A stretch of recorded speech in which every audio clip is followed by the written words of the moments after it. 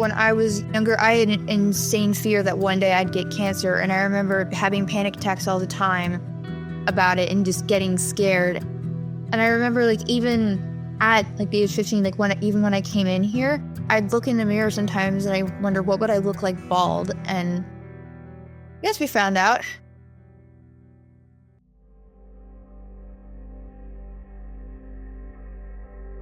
It's actually funny because it started here in Hershey. I was with my jazz ensemble from school. We were doing music in the parks. And then the next morning when I woke up, I had like really, really bad bruises. It followed me into Monday at school. I had to take the Keystones.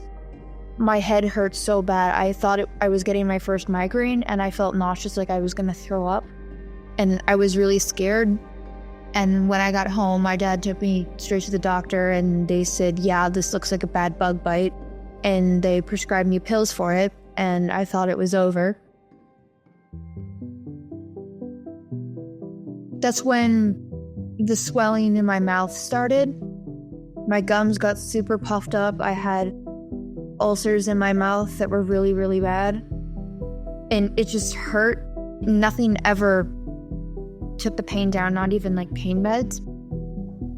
I wake up the next morning and the swelling is at my eye, so we go to the emergency room. We sit in there for 7 hours, and then the doctor that was seeing me, she came back, and when she said that she saw signs of leukemia, the heart monitor just went insane. I was having a panic attack. I was crying because all I was thinking was, oh my God, I'm gonna die. Then they prepped for transportation from down there up here to Hershey.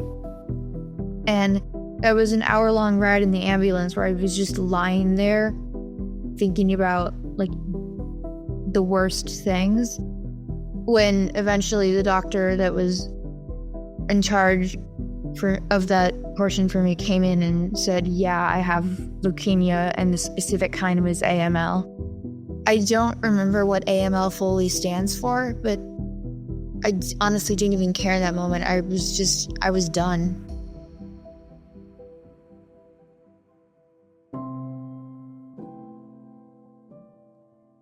I've been allowed to go home. After the first treatment, I was only able to be there for 2.5 days, and I wasn't happy about it, but I was at least glad that I got some time at home.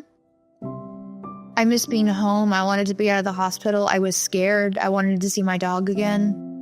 And I just wanted to be under like my own roof with like everyone there, instead of it being in shifts and not being able to see Bailey, my dog, at all.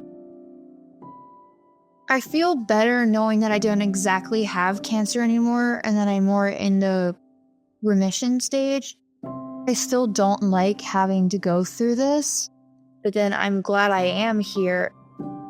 I guess it's been easier since I've had more energy and been able to get my strength back. Next is the transplant for my bone marrow transplant. So after that, I have to stay in the hospital in isolation for 100 days. And after that, since I don't live close to Hershey and they need me at least 15 minutes from the hospital in case something goes wrong, I have to live in an apartment here so that way I can be close to the hospital. But I will be able to bring my dog with me, so at least I won't still be separated from her.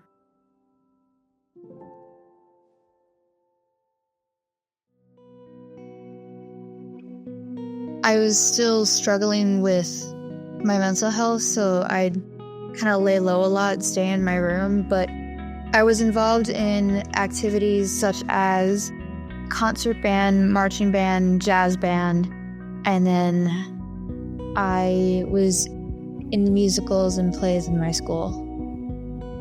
I guess I first noticed the change in my demeanor when I turned 12. I started getting sad a lot and just feeling anxious all the time. I think I remember having my first panic attack at 5 years old.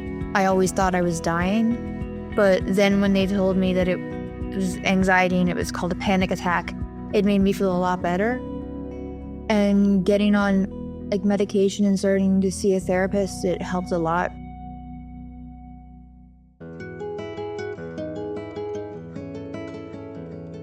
Adding on a little bit to the mental health thing, we've had a really hard year.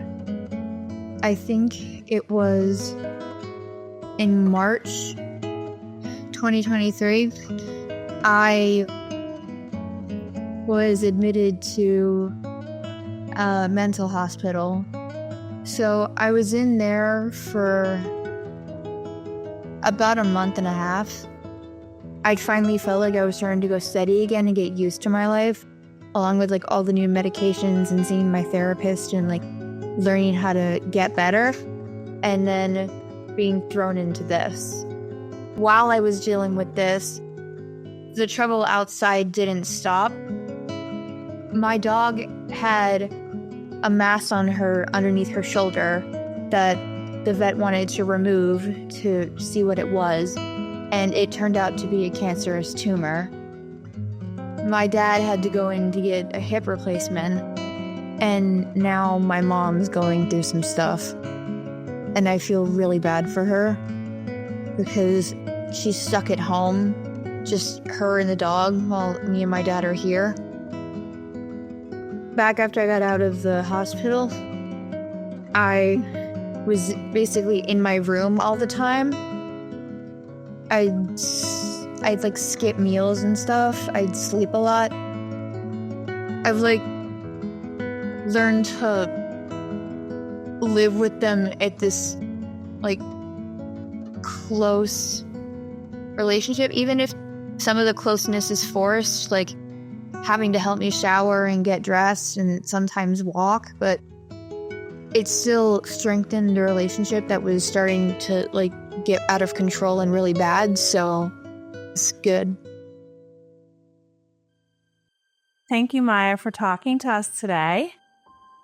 This is Maya, 15-year-old, beautiful girl with AML at Penn State Health Children's Hospital. And the discussion we had today is part of the adolescent and young adult program called Life on Pause.